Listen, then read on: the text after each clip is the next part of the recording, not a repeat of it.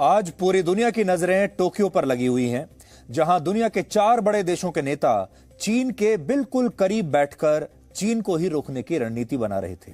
लेकिन बड़ी बात यह है कि जब यह बैठक टोक्यो में चल रही थी, उस समय जापान की सीमा के बहुत करीब चीन और रशिया के 4 फाइटर जेट्स उड़ान भर रहे थे और यह जापान को चीन की एक इनडायरेक्ट धमकी थी।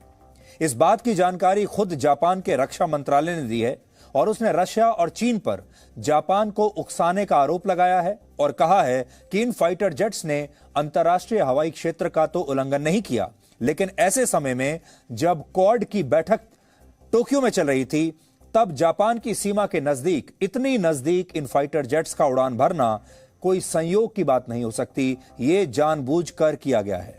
इस मामले पर रशिया के रक्षा मंत्रालय ने भी अपना बयान दिया है और कहा है कि रशिया और चीन की वायुसेना संयुक्त अभ्यास करती रही है और आज भी दोनों देशों के फाइटर जेट्स ने ईस्ट चाइना सी से प्रशांत महासागर तक के इलाके में एक युद्ध अभ्यास किया है और इस दौरान किसी भी विमान ने जापान के हवाई क्षेत्र में प्रवेश नहीं किया।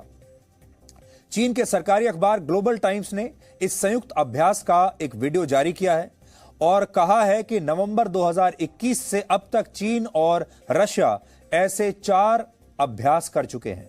जापान और चीन पड़ोसी देश हैं और टोक्यो से चीन की सीमा सिर्फ 1100 किलोमीटर दूर है। सबसे बड़ी बात यह है कि दुनिया के 4 बड़े देशों के नेता इस समय जापान में हैं।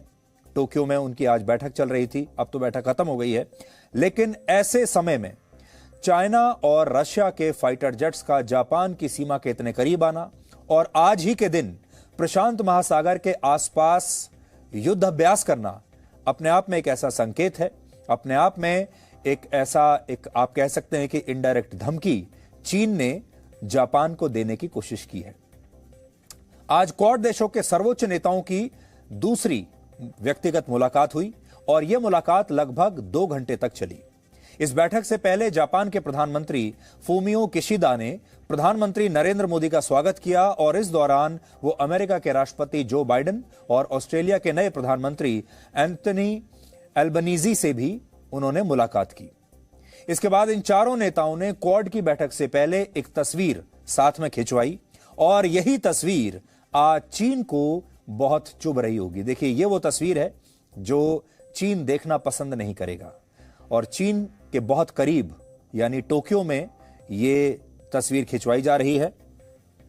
ये 4 बड़े नेता चीन से लगभग 1100 किलोमीटर दूर बैठकर चीन को रोकने की ही रणनीति बना रहे हैं और ये वो तस्वीरें हैं जो चीन को आज बिल्कुल पसंद नहीं आएंगी। Presenting B News app available on Google Play and App Store. Download it now.